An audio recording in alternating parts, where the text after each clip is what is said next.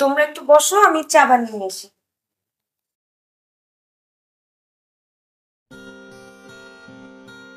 ঢাকায় থাকো? জি, স্কুলের সার্টিফিকেট পাওয়া পর্যন্ত মফস্বলে বড় হয়েছি। এরপর তো আব্বা মা মারা গেলেন, পরে ঢাকা চলে আসছি। আত্মীয় স্বজন? ওনারা বহল তবিয়তে আছেন। মানে মানে ওই আমার বাবার যা কিছু ছিল সবকিছু দখল করে ওনারা ভালো আছেন, আমিও আমার মতো আছি, এগুলো নিয়ে চিন্তা করি না। না মানে একটা বেসিক রিকোয়ারমেন্ট তো আছে, আর তাছাড়া জমি জমার দামও তো অনেক বেড়েছে। তুমি প্রপার্টিগুলোকে সিকিউর করছো না কেন?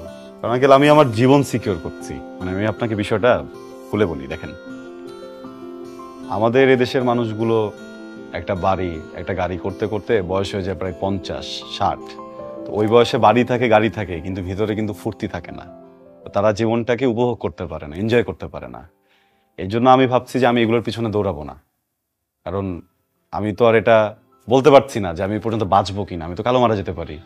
আমি বর্তমানে বাঁচি আঙ্কেল, 3 বেলার জন্য যা কিছু প্রয়োজন হয় এতটুকু আমি জোগাড় করে নেই। এই কিন্তু একটা বেসিক রিকোয়ারমেন্ট তো প্রত্যেকটা মানুষেরই থাকে। আমি প্রশ্নের কাছে যেটা শুনলাম, তুমি জব করতে চাও না, বিজনেস করতে চাও না। তুমি কখনো জব বা বিজনেস কিছুই করবে না? বাবা অ্যাজ আ রাইটার কিন্তু ও অনেক পপুলার। মানে মানুষজন বলে একদিনও হুমায়ুন আহমেদের মতো বড় হবে। একদিন? এখন তো না। ওর তো কোনো ক্যারিয়ার গোলই নেই। ও যে প্রফেশনটা বিলং করে এটা তো কোনো ফিউচার নেই, একটা বুলশিট প্রফেশন।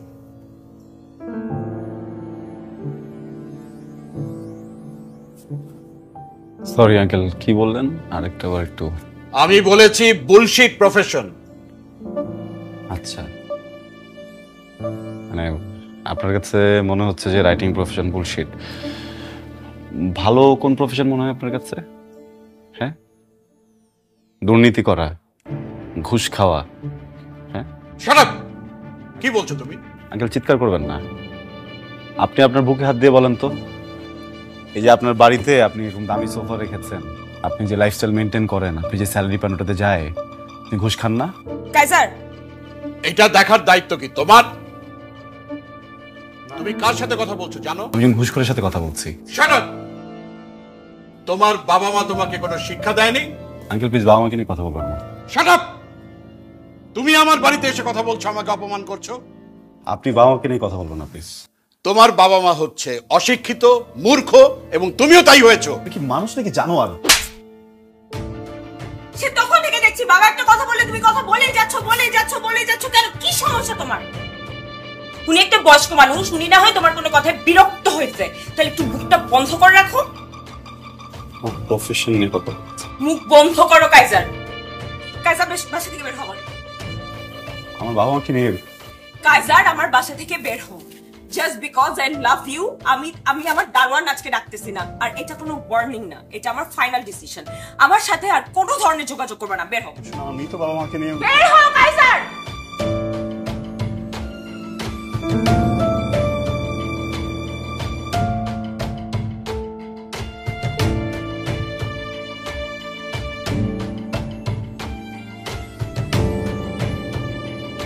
সরি বাবা।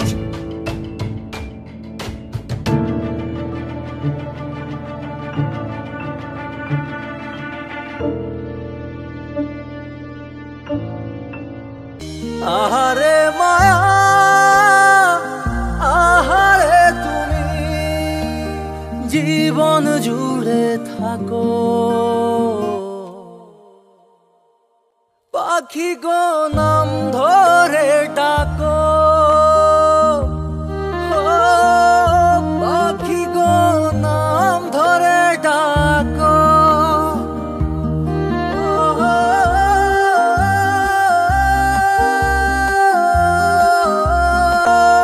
পাখি গো নাম ধরে ডাকো রে রে।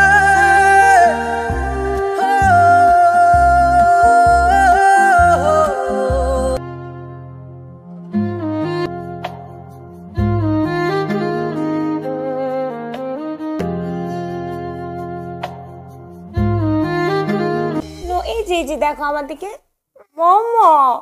এই শোনো, আমি বেরোচ্ছি। কেন ব্রেকফাস্ট করবে না? আরে বলো না, অফিসে কি একটা ঝামেলা লাগছে, এক্ষুনি গিয়ে আমার ম্যানেজারের সাথে বসতে হবে, তাহলে উনি আবার বের হয়ে যাবে। আমি নাস্তা অফিসে করে নেবো না, হ্যাঁ? খেয়াল রেখো। হ্যাঁ, তোমার আমি কতবার সাবধান করছি, কথা শোনো নাই, পাত্তাই দাও নাই। কোম্পানির পলিসির বাইরে গিয়ে দিনের পর দিন অনিয়ম করছো, ঘুষ খাইছো। এখন তদন্ত হবে, চাকরির আশা করো না। কিভাবে জেলে যেতে না হয় সে ব্যবস্থা করো। স্যার আপনি না শুধু শুধু ভয় পেয়েছেন, এসব লেটার ফেটার কিচ্ছু না স্যার। যে তদন্ত কমিটি বসাইছে সব তো সিইও স্যারের টাকা খাওয়ার ধান্দা। 2-3টা বান্ডেল দিয়ে দিলে সবকিছু ঠান্ডা হয়ে যাবে স্যার। দেখো, ট্রাই করে দেখো যদি কিছু করতে পারো। কি হয়েছে তোমার? কিছু না। কিছু তো একটা হয়েছে, বলো আমাকে। অফিসের একটা ফাইন্যান্সিয়াল প্রজেক্ট নিয়ে অনেক বড় ঝামেলা হয়ে গেছে। পুরো প্রজেক্টের রেসপন্সিবিলিটি ছিল আমার উপর। এখন না আমি বুঝতেছি না আসলে কিভাবে কি ম্যানেজ করব। আচ্ছা, তো ম্যানেজার স্যার তো তোমাকে অনেক স্নেহ করে, উনি কোনো হেল্প করতে পারবে না? স্যারকে বেশ কয়েকবার বলছি। কিচ্ছু হবে না, এত টেনশনে কিচ্ছু নেই। ম্যানেজার স্যারের সাথে তো আমি কথা বলেছি কয়েকবার, কালকে আমি যাবো, যে ওনার সাথে কথা বলবো, দেখি কি করা যায়। ঠিক আছে, টেনশন করো না।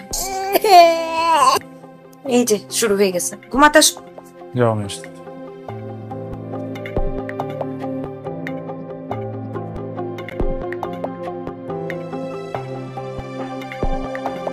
আমি আসলে আপনার সাথে একটা জরুরি বিষয়ে কথা বলতে এসেছিলাম।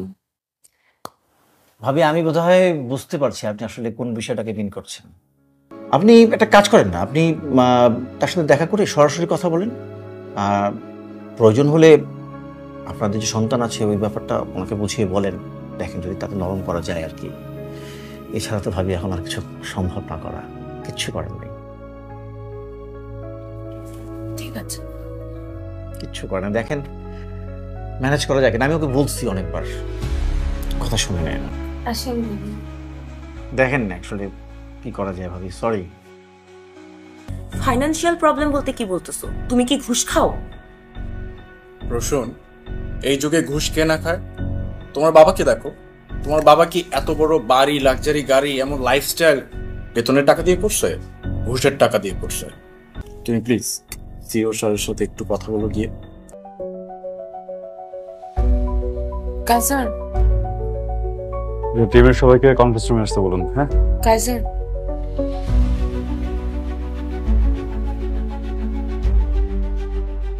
বাপি সাহেব, ওনাকে বলুন আগামীকাল আসতে, আপনাকে জন্য ফোন করে তারপর আসে।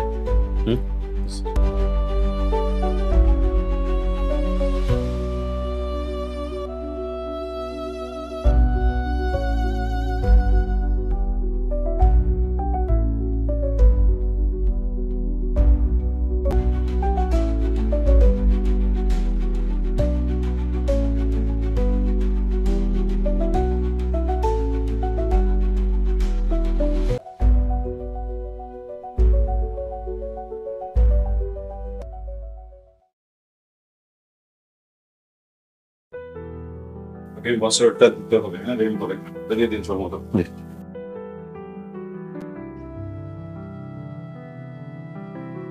আপু আপনি কালকে আসেন। হ্যাঁ, স্যারের সাথে কথা বলতে পারছিল? কালকে আবার যেতে বলেছে। এই মহান আদর্শবান সিওর বাচ্চা যে কয়জনের নাম লিস্ট করছে প্রত্যেকটাকে জেলে পাঠাইছে। এই হারামজাদার বাচ্চা কোনোভাবেই আমাকে ছাড়বে না। কি না দিয়ে চেষ্টা করছি আমি? টাকা, ক্ষমতা সবকিছু দিয়ে চেষ্টা করছি, তাও আমি কোনোভাবে ম্যানেজ। রোশন, তুমি প্লিজ আরেকবারের জন্য লাস্ট ট্রাই করবা। Your my last. তুমি প্লিজ আরেকটা বার একটু কথা বলে দেখো ম্যানেজ করা যায় কিনা। ফোন করেন, কখন আসবে সেটা অ্যাটলিস্ট আমাকে জানান। সরি ম্যাম, আমাদের এবং কোনো নিয়ম নেই স্যারকে ফোন করার।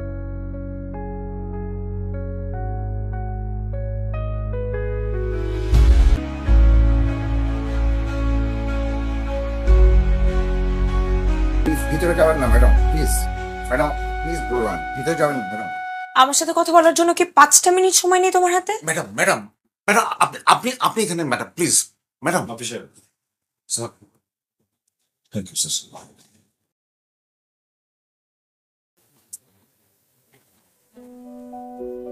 সিট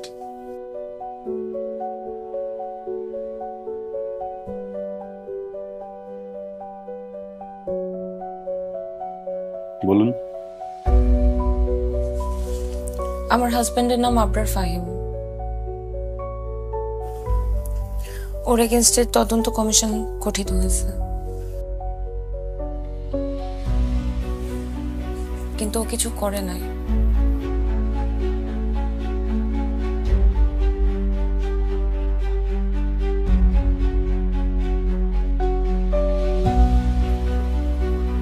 জি, ইনভেস্টিগেশনের কি অবস্থা?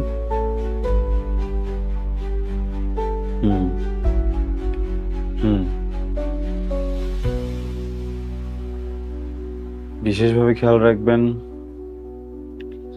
অপরাধী যেন সর্বোচ্চ শাস্তি হয়।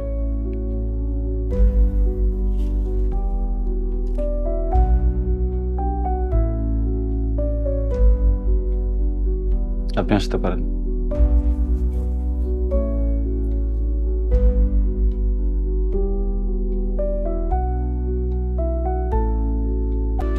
Oh my God! কাইজার, ওই ভ্যাগাবন্ড ছেলেটা এখন সিইও? How is possible? ও এখন বাগে পেয়ে আমাদেরকে প্রতিশোধ নিতে যাচ্ছে, আবরারকে ফাঁসাচ্ছে। না, হ্যাঁ, আরে ঘুষ খাওয়া ঘুষ দেওয়া এটাই তো এদেশের সিস্টেম। শোন, ঠিক আছে, আমি অফিসে গিয়ে কথা বলবো, দেখি কি করা যায়। বাবা,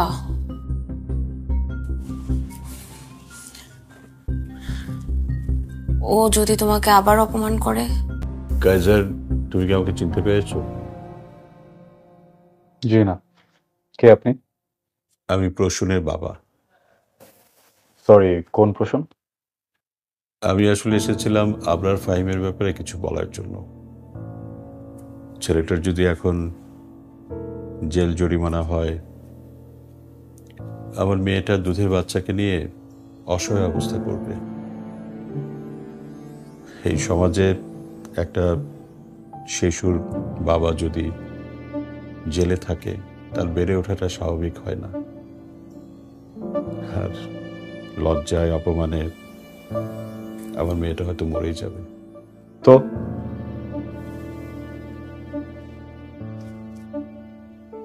এখানে আমার কি করার আছে বলুন? দেখুন মিস্টার, আপনার নামটা যেন কি? আমার নাম হোয়াট এভার। দেখুন, আমি দুর্নীতিবাজ, ঘুষখোর, এই ধরনের মানুষগুলোকে না এখন দেখতে পারি না। বিশেষ করে এদের হয়ে যারা সাফাই গাইতে আসে, তাদেরকে তো আরো না। আপনাকে একটা অ্যাডভাইস দিই, আপনার জন্য খুব ভালো হবে আপনি যদি এক্ষুনি এখান থেকে বেরিয়ে যান, প্লিজ।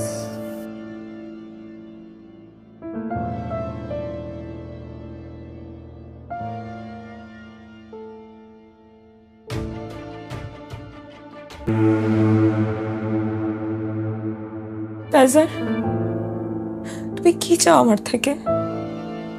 আমার জীবনটাকে তুমি তছনছ করে দিতে চাও? তুমি কি আমাকে রাস্তায় ফেলে দিতে চাও? তুমি আমাকে পথে বসাতে চাও? তুমি কি চাও আমি আমার বাচ্চাটাকে নিয়ে রাস্তায় রাস্তায় ঘুরে বেড়াই? রাগ না আমার উপরে? কি তোমার সাথে পার্সোনাল সময় কাটালে তুমি খুশি হবা? তুমি আমাকে তখন শান্তি দিবা?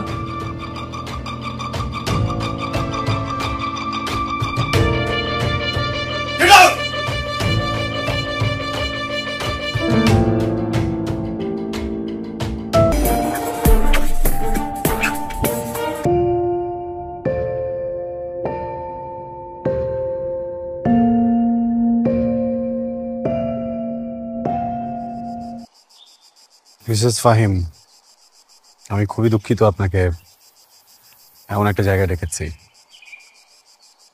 আসলে যে বিষয়ে আপনার সাথে কথা বলবো সেটা আপনার জন্য খুব সম্মানজনক না, তাই অফিসের সবার সামনে বলতে চাইনি। আপনি বেশ কয়েকবার অফিসে এসেছেন আমার সাথে কথা বলার জন্য, কিন্তু আমি আপনাকে সময় দেইনি। আপনি নিশ্চয়ই ভেবে নিয়েছেন এর পিছনে ব্যক্তিগত কোনো কারণ আছে। ভুল। আমি বা আমার কোম্পানি আমরা প্রফেশনাল, তাই ডকুমেন্টস ছাড়া আপনার সাথে কথা বলতে চাচ্ছিলাম। ফাইনালি ইনভেস্টিগেশন রিপোর্ট চলে এসেছে। এখানে আপনার হাজব্যান্ডের করা সব ফ্রডের ডিটেলস আছে। একজন সচেতন মানুষ হিসেবে পুরোটা দেখে আমাদের বলবেন এখন আপনার হাজব্যান্ডের সাথে আমাদের কি করা উচিত।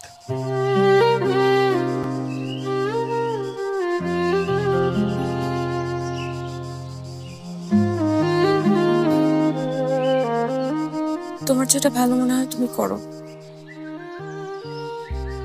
আমার তোমাকে বলার কিছু নেই। মিসেস ফাহিম, আমরা অবিবেচক নই। আপনার পরিবারের বিষয়টা আমরা ভেবেছি, আপনার সন্তানের বিষয়েও ভেবেছি। আপনার হাজবেন্ড যে পোস্টে চাকরি করছিলেন তার জন্য আমরা বাহির থেকে এখনো কাউকে হায়ার করছি না। অ্যাপয়েন্টমেন্ট লেটার আপনি চাইলে কাল থেকে জয়েন করতে পারেন।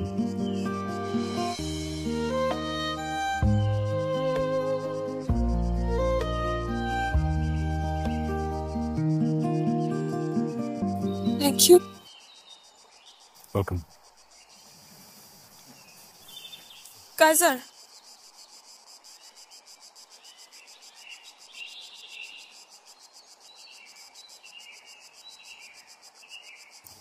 আমাকে কি একবার নাম ধরে ডাকবেন?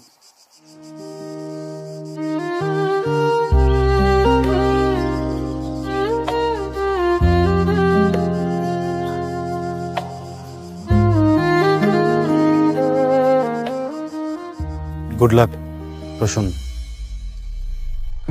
আমার প্রথম সকাল বেলা তোমার ডাকে ভাঙু, সারা দিন মান তোমার কথায় ইচ্ছে মতো রাঙু। আহারে মায়া